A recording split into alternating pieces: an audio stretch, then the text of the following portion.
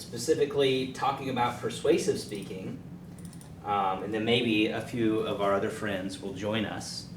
But I will, so let me just kind of touch base about kind of our plan moving forward. So this week we will, we're week 9, so we're going to be talking about persuasive speaking, methods of persuasion, thinking about our speech topics for our persuasive speech.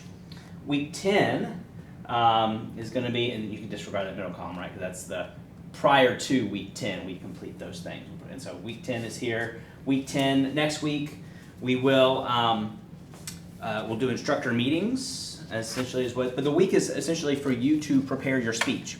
So you've gone through already and you've designed a speech. So the process that we've learned to design a speech does not change. You're going to go through the same process again, but we're just going to make a couple tweaks, a couple changes to really ramp up the persuasiveness. And so, and that's part of how we stack, how we build, right? So we've already developed the skill of informative speaking. We're going to build on that skill by understanding the nuances of persuasive speaking.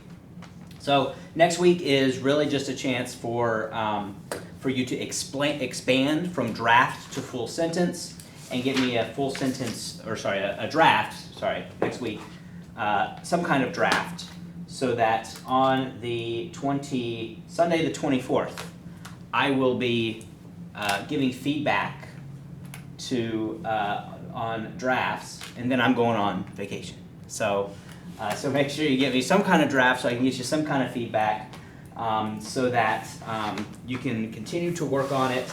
And then for week 11, we can see what you all prefer. If you all want the first day of the week to be speech day or the second day of the week to be speech day, so we can talk about that through kind of instructor meetings. I'll kind of gauge the pulse, so to speak, on that, and then we deliver our persuasive speeches. So yeah, so that's kind of the plan that we have. Now, I do not expect you to necessarily do work over spring break, but so that's why, when we come back, if you want to use kind of the first day as speech prep time, we can do that as well. And if it'd be helpful to come here and do it on campus, we can do that. I know last time I did instructor check-ins online, but we can also check in person here on campus. Whatever will help you move forward in the process. And so the goal is, by the end of this week, to be able to have our speech topics selected. So today, and then the lecture next week, next Thursday, and then tonight we'll do some brainstorming, and then Thursday we'll do some practice. We'll actually practice persuading each other on Thursday. I call it, select an item to sell to the class. I bring a series of items and we practice using logos, ethos, and pathos to persuade. So that'll be our plan for Thursday. Hopefully we have a few more of our friends with us so that we can each do a few rounds of persuading each other to purchase an item. As far as resources go for this course, for this section, Module 3, make sure to download the Persuasive Speech Outline template. I actually think maybe the template I have on there, I started to do a practice speech about NASA, so you can delete what's there. But it's the Persuasive Speech Outline template. So you see it looks familiar because the process is the same. What we're going to be changing is going to be the type and the organizational pattern that we use. As far as method goes, the methods for persuasive speaking, for informative speaking, we had a variety of informative methods: describe or description, definition, explanation. For persuasive speaking, we use all three methods: logos, ethos, and pathos. So that's why you see method is actually not something we specifically choose when we're going out to start our research. So, but I'll dive more into that. So, do the end of this week is the preparation stage of that outline where you make these choices. What's your subject? General purpose is to persuade. What is your specific purpose? To persuade your audience of what? What do you want your audience to do? What do you want your audience to believe? And that's where we'll dive into the differences between fact, value, and policy, but I kind of provide a shorthand there. So you'll be choosing one of those options, one of those types. Is it a persuasive speech of fact, value, or policy? And then organizational patterns. We'll dive more into organizational patterns on Thursday, because there's some different organizational patterns we want to use for persuasive speaking. So this will be what you should, by the end of this week, submit to claim your topic. So you submit that as a discussion post, just this part. Again, you can work on it in Word and copy and paste it into a discussion post. And really the point of that is to ensure that everyone's speech is just a little bit different. And you all did a good job of that for informative speeches. But in case anyone wants to change their speech topic, I say go look at the discussion post and just make sure it's not the exact same. So maybe the same subject, but maybe the subject they're approaching it as a speech of value, and they're using the problem solution organizational pattern, right? So they may go about it a little bit differently, even if it's the same subject, and that's okay. So that's what's due at the end of this week. So a reminder, as you start to work on your persuasive speech, the way that we write our speech is a little bit different than how we deliver it. So we always want to start with working on the body of our speech, specifically identifying those 3 main points. So after we do the preparation stage so that we know, right, what type of content we're including and in what order we're going to be sharing it, we can then move forward and start working on the body of our speech and identifying those main points, starting to collect some sources that we can use for our supporting points. And we need to at least know those main points so that we can then work on the introduction and the conclusion. So the way we write the speeches are different than how we deliver them. And so I know I had mentioned this briefly before, but kind of as a reminder, right, that this is that process, the order in which we write our speeches. So again, you want to at least identify those main points, 2, 3, you could even have 4 main points if you wanted for this speech. And then after we have our main points, we can go in and really build out that introduction and conclusion where we preview and review our main points. So that's the order of it. So you should choose a direction for your persuasive speech. So you should decide, do you want to convince the audience of something? So do you want to establish agreement about a position, a topic, a belief, or a value? So are you trying to change our minds about something? And second is you may want to change our minds and that be it, but consider if you want to also motivate to action or spur us to action, right? Motivate the audience to go do something, right? To do some kind of specific behavior or action. Usually, you have to get us to agree with you about something before we'll go out and do an action. And so this is almost step 1, step 2, but you don't necessarily always have to motivate to action, right? You can just leave it at convincing us to agree with you about something. So these are kind of some of the things we need to think about as we're going out and doing our research. So we're just trying to establish agreement on a topic or a position or a belief, or are we actually wanting our audience to go out and do something, take specific actions or change their actions, change their behaviors? So you might, if you did an informative speech, right, on a subject that you were interested in, you may have incorporated some elements of action steps, like, oh, you could go do this or you could go do that, which is fine, but we'll spend some time on Thursday really diving into the call to action, which is a specific way in our speech we spur our audience to go do something. And so for our persuasive speeches, again, it may just be getting us to agree with you or going out and doing something. So again, if you did an informative speech, you may just want to pick up with that informative speech and expand it, maybe change it, modify it a little bit, add some of these new elements to it to really enhance the persuasion. Or you can do a completely new topic. It is up to you. So your persuasive speech should call us to change in some way and persuade using ethos, pathos, and logos. And that's what I really want to kind of talk about tonight is how do we use ethos, pathos, and logos to persuade. So you should, in your persuasive speech, call us to change our beliefs, our positions, our values, right? So something cognitive or an action. Go out and do some kind of action or do some kind of behavior. And we'll look at some examples of those. So this is what we're working on this week. So we're going to talk a little bit about persuasion as it relates to controversies, questions of fact, value, policy, ethical proof, so ethos and pathos, and we're going to cover logos on Thursday, and then we'll just do some brainstorming, so brainstorming some speech ideas. And then Thursday we'll dive into persuasion in democratic society. We're going to talk about how we take these questions of fact, value, and policy and make them claims of fact, value, and policy.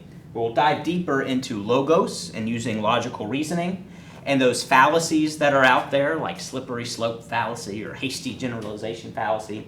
Fallacies are errors in logical reasoning. So I'm going to share with you, I know the book goes into more detail as to the different fallacies, but I'll share with you some of the most common fallacies that I see in speeches so that you can avoid those. And then we'll learn about the different persuasive organizational patterns that we'll want to consider using. So that's our plan for this week. So let's dive into persuasive speaking. So I love this quote by Robert T. Oliver, who said, "The fool tries to convince me with his reasons. The wise man persuades me with my own." And so I feel like this is particularly relevant because we in persuasive speaking are trying to persuade. But we really have to know our audience in order to persuade effectively. It's good for us to have our own opinions, our own thoughts, right? But when we are persuading, we need to do so intentionally and do so in creative ways that don't come across necessarily as intentionally persuasive. So let me share a little bit about the differences between informative and persuasive. So with informative speaking, we aimed to enlighten, to educate. The goal wasn't necessarily to persuade, although, as Aristotle teaches us, that all speaking is essentially the art of finding all available means of persuasion. So even when we're informing, there are persuasive elements. But the goal is not necessarily to persuade. The goal is to inform. Now, when we inform our audience of something, we may actually persuade them to go do it, right? If we're informing them on some facts about credit or social media, right, that they may be persuaded to then go do something, and that's not and that's okay. But again, our goal is to inform. Whereas here in this next speech, our goal is to persuade. The purpose of an informative speech is to help them gain some insight, whereas a persuasive speech, the goal is to, again, convince them to change or do something different. And so persuasion is really rooted in public controversies and choices that affect a large number of people. And what I mean by public controversy is essentially that we as citizens, we as people, have to make choices that affect others, that affect our community, that affect our families, that affect our nation. And in today's political climate, people try to exploit controversies for their own benefit. But as citizens in a democracy, we kind of have an obligation, an ethical obligation, to ensure that when we are persuading, we're doing so with civility, we're doing so with respect. But understanding that ultimately when we're persuading, we're trying to convince someone to change their perspective or change their view on something where there's usually a position on both sides that maybe is valid, has merit, but we're trying to get someone to change their side, right? Come to see something from a different view and a different perspective.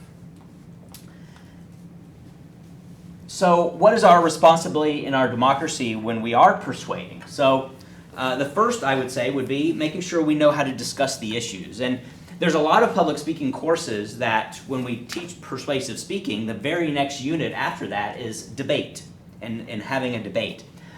Due to time, I've had to cut out the debate. When I first started teaching public speaking, a debate was one of the assignments. It was actually the last assignment in the course.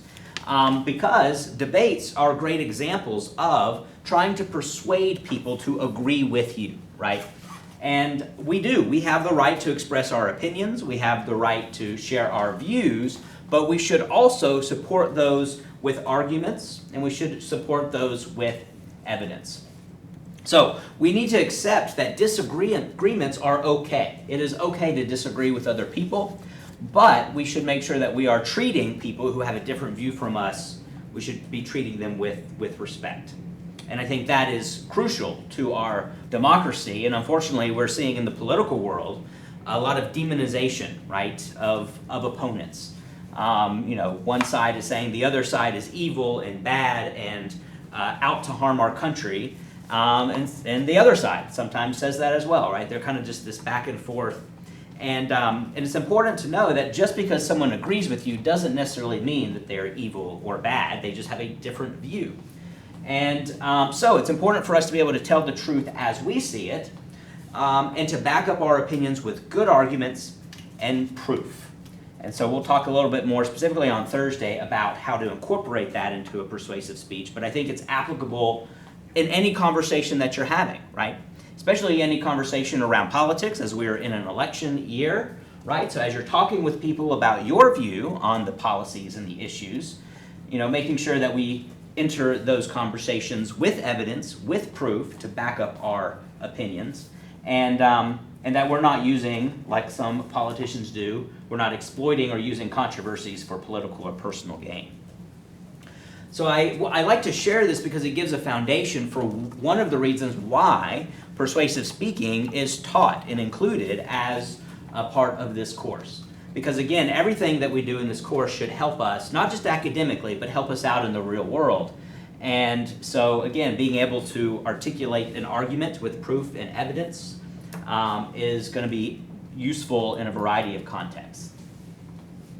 So let's start talking about these differences between fact, value, and policy.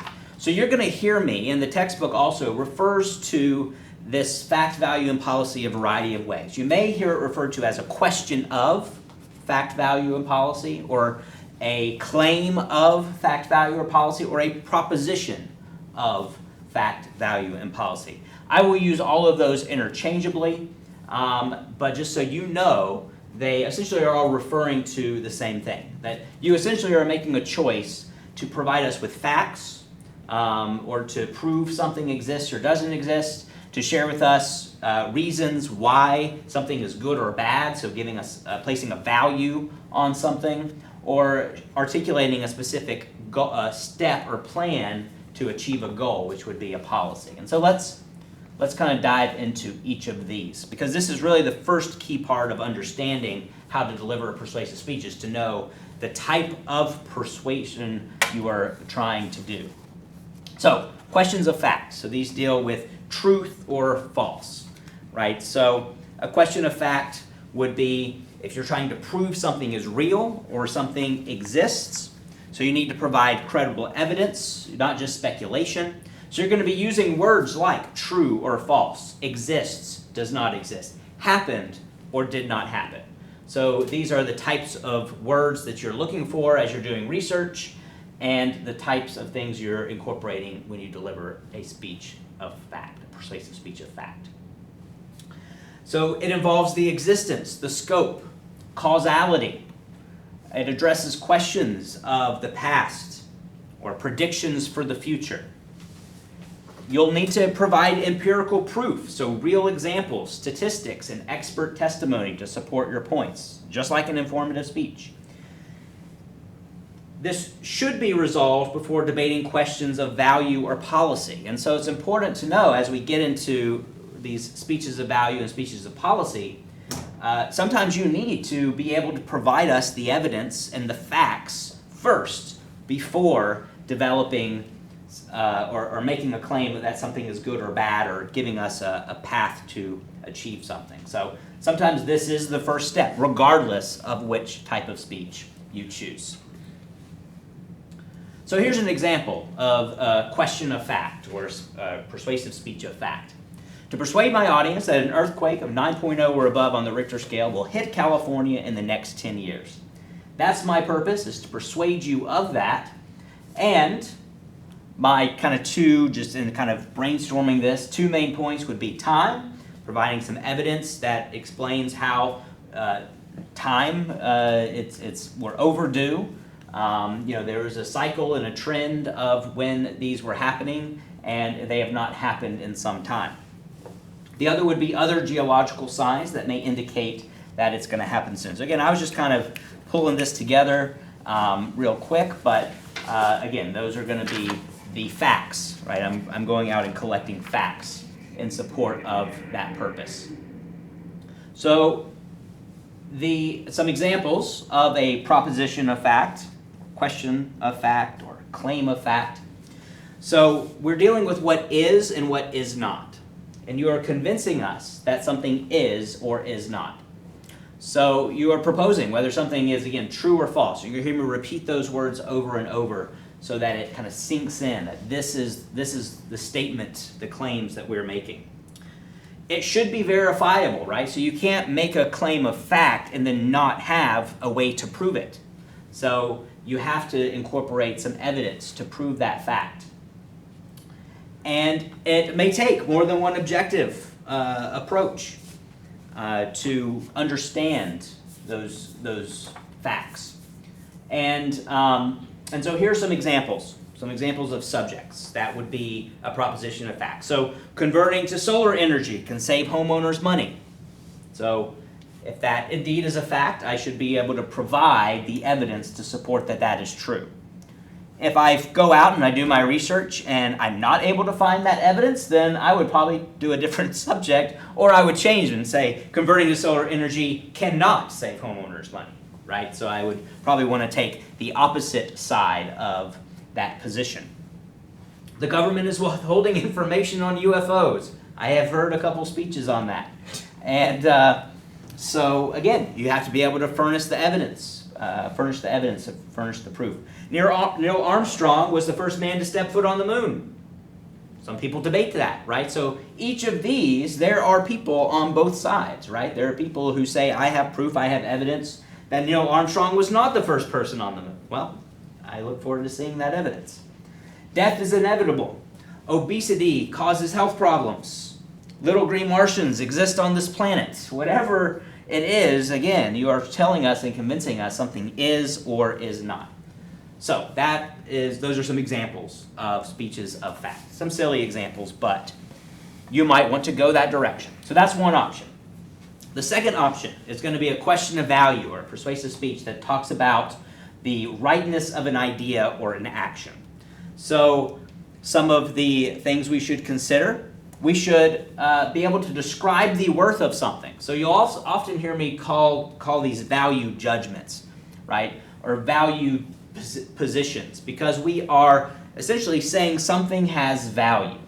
Something is good or bad. Something is right or wrong. Something is moral or immoral.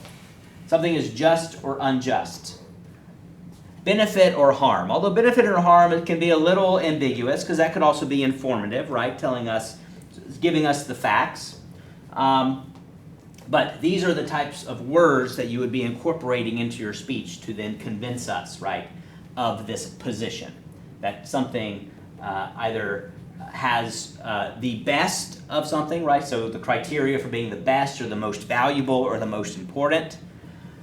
Maybe you're comparing options and convincing us that one of these options, of these multiple options, are the best. So if you're saying something is the best or something has value, that is this type of persuasive speech. So we are dealing with questions of good or bad, right or wrong, beliefs of what are appropriate, maybe what's legal. Now you could give us a proposition of fact or a claim of fact and say factually these are things that are illegal, right? But with a speech of value, you're convincing us that maybe something should be legal or something should be illegal, that something is ethical or unethical, moral or immoral. You may have to evaluate the facts before you can then convince us that something has value or something is good or bad, right or wrong, moral or immoral. So again, sometimes the factual piece must be included, even though the primary objective is not of fact, it is of value. So here's an example. To persuade my audience that elephant trophy hunting is legally and morally wrong. So I'm taking a position, and I will then try to convince you of this. So first, it is illegal, right? So I'll share with you the International Accords on Species Conservation and why it is internationally illegal to trophy hunt for elephant tusks.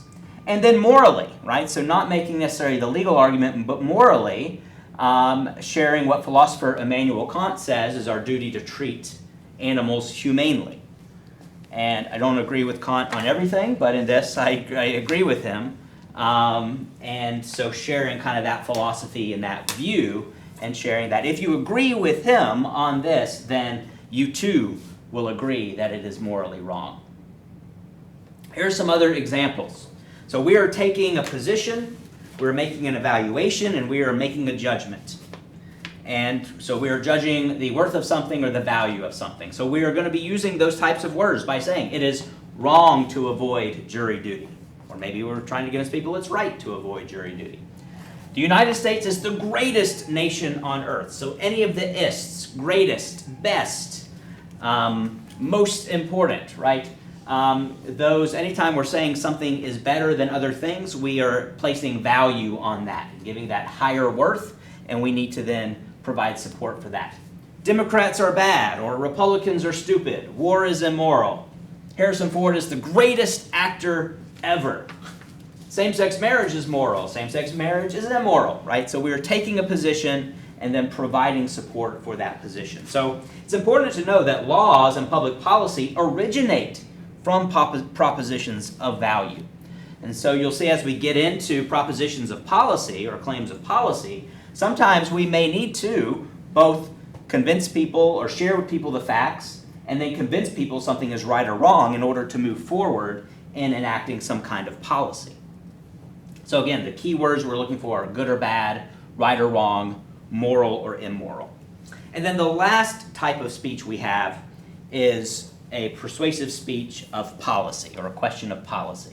So this is going to be whether a specific course of action should or should not be taken. And so that is the word, those are the words that we're trying to use, or should and should not.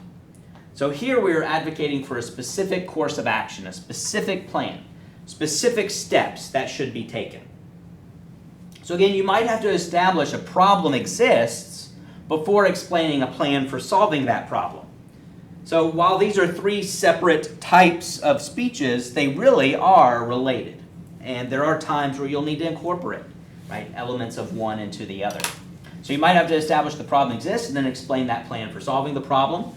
One way to do this is establish the status quo. What are things currently, right? And then what's the path to make things better, right? How are things now? And then what steps can we take to improve them? When it comes to the issues of policy, we are trying to determine future actions, right, that could help us solve problems, right? How do we deal with and solve problems in our society? And we need to evaluate. So if we're going to be articulating a specific plan, we need to explain to our audience the costs of that plan, right? Is there a financial cost? Is there a mental cost, an emotional cost? What is the cost of implementing that plan? Is it feasible? Is it practical? And I'll share an example of that with you as well. And then what are the advantages and disadvantages of enacting this plan? So you have to speak to that if you're doing a persuasive speech of policy. So when it comes to a persuasive speech of policy, there's passive agreements and then there's immediate action. And I kind of referenced this a minute ago, but just to kind of go a little more in depth. Passive agreement's going to be where you're convincing us that a policy is desirable. You're not necessarily advocating we take action, right? You're not saying go vote on this. You're not saying go march with me in the streets to advance this particular policy, right? You're just trying to get us to passively agree with you. The example of that passive agreement would be this: to persuade my audience that there should be stricter privacy standards on companies that offer personal genetic testing. So I'm not necessarily getting you to go out and advocate or protest, right? I'm just getting you to change your mind, change your beliefs in regards to this. The other option is that immediate action, right? Convincing you to go out and act in support of this policy, right? So go out and vote, go out and demonstrate, go out and maybe educate, right? Go out and share information with this, about this with people. An example of that, to persuade my audience, they should donate to the Wounded Warrior Project. So again, I'm not just trying to get you to agree with me that the Wounded Warrior Project is a good organization. I'm trying to convince you to act, right? And that action is to donate. So if you're trying to get us to do an immediate action, make sure you include some kind of action step. I want you to donate. I want you to vote. I want you to protest, right? Some kind of action step. So for policy issues, you should articulate the need, the plan, and the practicality, or the feasibility.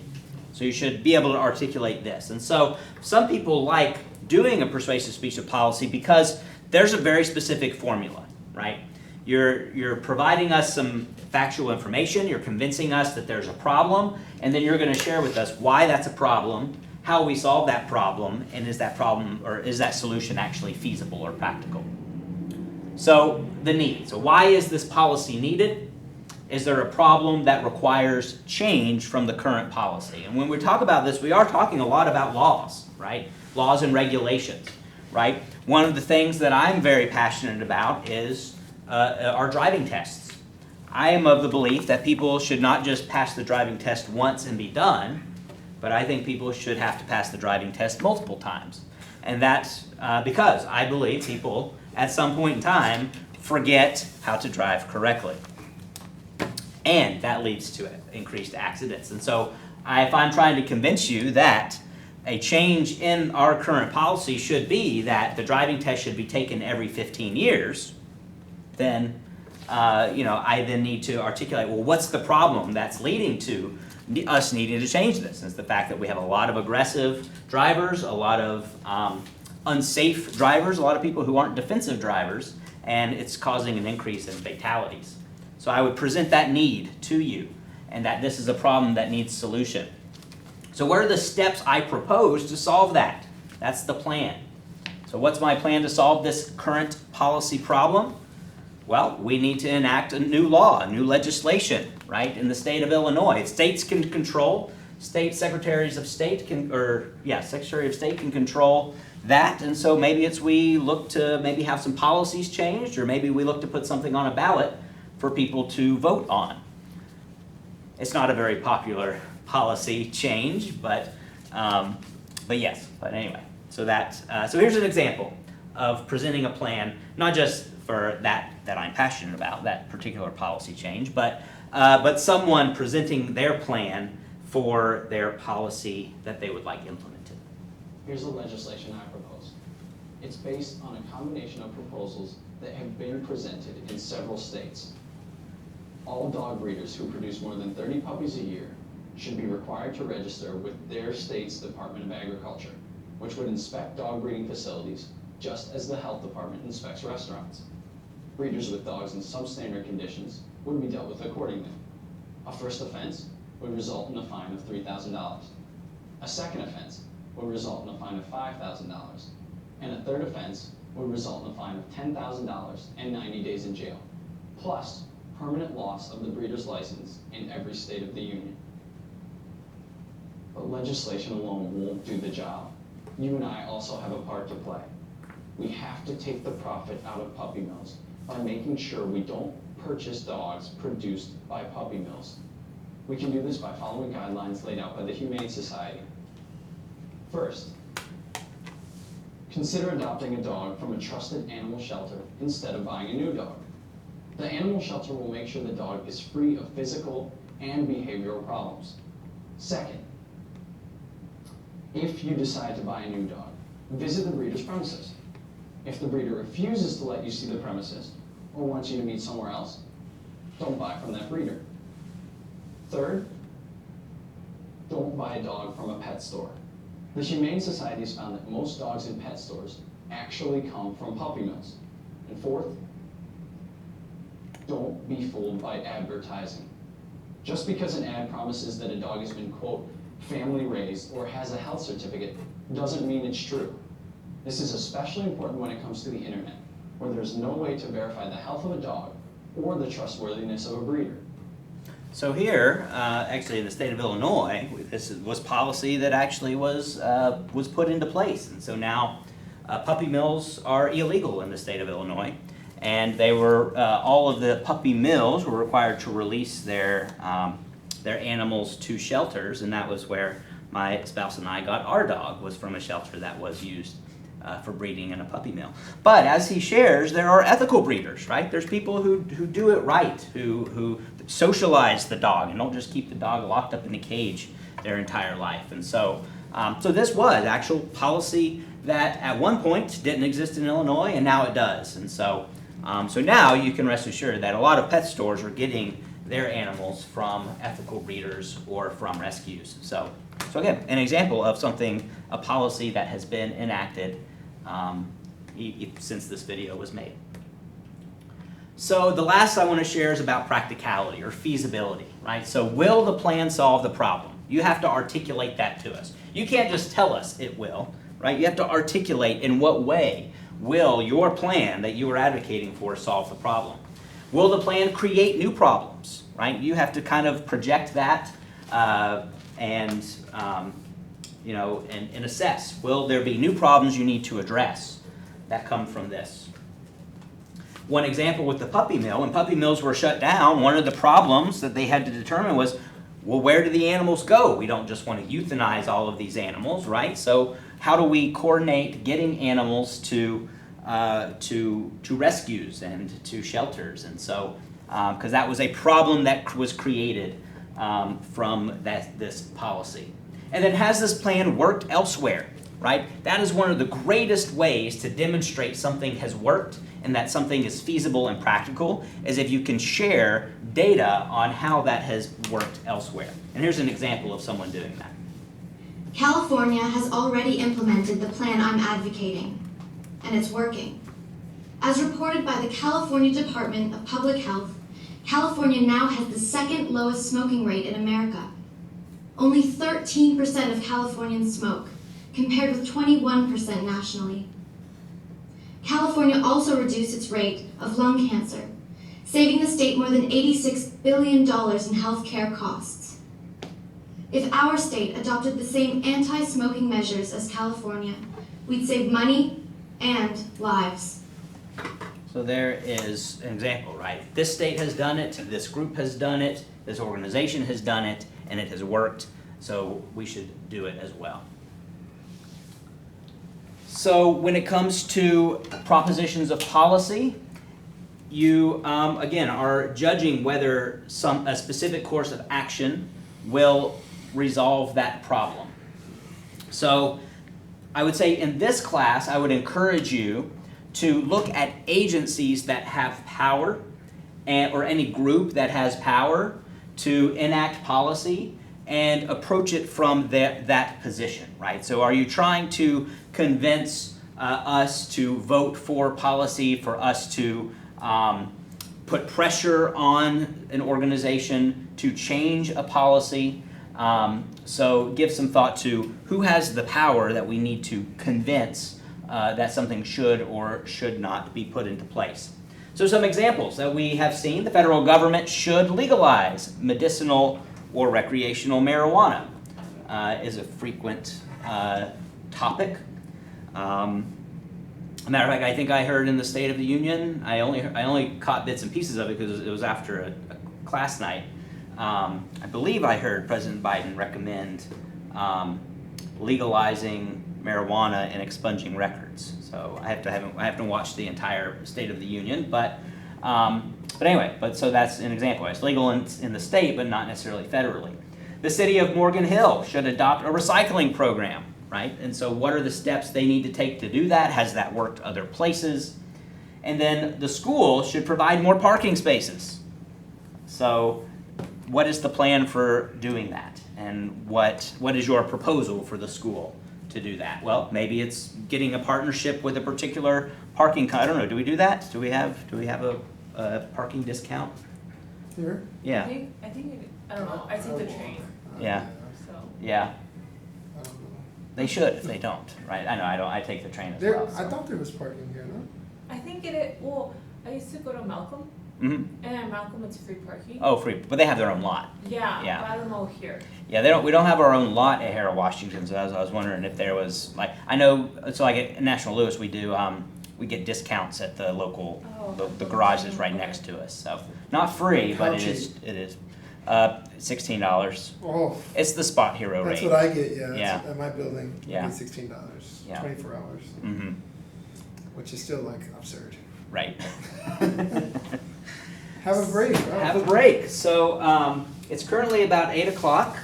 Oh, class is over. I'm just kidding. We that was the bulk of, that was the content for tonight, because on Thursday I'll dive into the kind of the logos and ethos, Man. unless you wanted to do that tonight. So I was kind of give you an option. Well, I wouldn't want to take the opportunity from these guys to hear it live.